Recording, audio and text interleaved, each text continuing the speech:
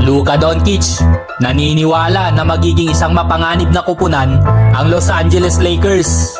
At kapapasok lamang na balita, may bago ng sentro ang Los Angeles Lakers. Kaya samahan nyo ko at alamin natin ang mga detalye. Naging matagumpay ang debut ni Doncic matapos nilang talunin ang Utah Jazz sa score na 132-113 kahapon yan sa Crypto.com Arena. Ito na ang pang-anim na sunod na panalo ng Lakers at pagkatapos ng laro, diretsahang sinabi ni Doncic na magiging isang mapanganib na team ang Lakers. Maganda raw ang ikot ng bola. Sa depensa, kaya raw nilang i-lockdown ang maraming players. At kitang-kita nga ang magandang ikot ng bola ng Lakers matapos silang makapagtala ng 28 assists. Ilan dito ay galing mismo kay Doncic na nagtapos na may 14 points, 5 rebounds at 4 assists sa loob lamang yan ng 24 na minuto ng paglalaro. Bagamat hindi ito ang pinaka-memorable na debut, inaasahan na ito lalo na't mahigit isang buwang hindi nakapaglaro si Luka dahil sa calf injury. Pero kapag nakabalik na siya sa kanyang dating forma, asahan nating mas magiging nakakatakot pa ang Lakers offense para sa buong liga. Dahil sa panalong ito, umangat na ang record ng Lakers sa 32 wins at 19 loss. Wala nang duda na isa sila sa mga pinakamahusay na kupunan sa Western Conference. At sa unang pagkakataon, naglaro si Doncic kasama si LeBron James sa isang opisyal na laro.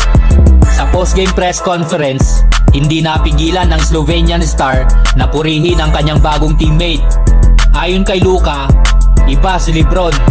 Nakikita niya ang laro sa kakaibang paraan na hindi kayang gawin ng marami at sobrang taas ng basketball IQ nito. Ang magkaroon ng dalawang ganitong klase ng players sa isang kupunan ay isang malaking problema para sa mga teams na makakaharap nila. Sa laban nila kontra sa Jazz, pinakita ni LeBron ang kanyang veteran presence matapos magtala ng 24 points, 7 rebounds, 8 assists at 1 steal. Malinaw na ang kanyang talino sa laro at kakayahang kontrolin ng opensa ang isa sa mga dahilan kung bakit mahirap talunin ang Lakers. At ngayon, may isa pa siyang katulad sa katauhan ni Luka Doncic. Samantala, kinuha na ng Lakers ang free agent center na si Alex Len ngayon lamang matapos nilang hindi matuloy sa center na si Mark Williams ng Charlotte Hornets. Sa pagkuha sa 7-footer na si Alex Len, mapapalakas pa nito ang puwersa sa loob at malaki ang magiging epekto nito sa tandem ni LeBron at Luka. Posibleng isa sa kanila ang nasa court na makakatulong upang hindi bumagal ang opensa ng Lakers anumang oras ng laro. Pero ang tanong, kaya ba nilang harapin ang isa sa pinakamalaking problema sa liga? Sa February 23, makakaharap ng Lakers ang Denver Nuggets. Ito ang unang malaking pagsubok para sa bagong Lakers squad, lalo na kung paano nila pipigilan si Nikola Jokic. Ano kayang masasabi nyo rito mga chong? Mag-comment lang sa baba at pag-usapan natin yan. On a minute's restriction, so to speak, going to play about 30 minutes tonight. Another dunk from Hayes.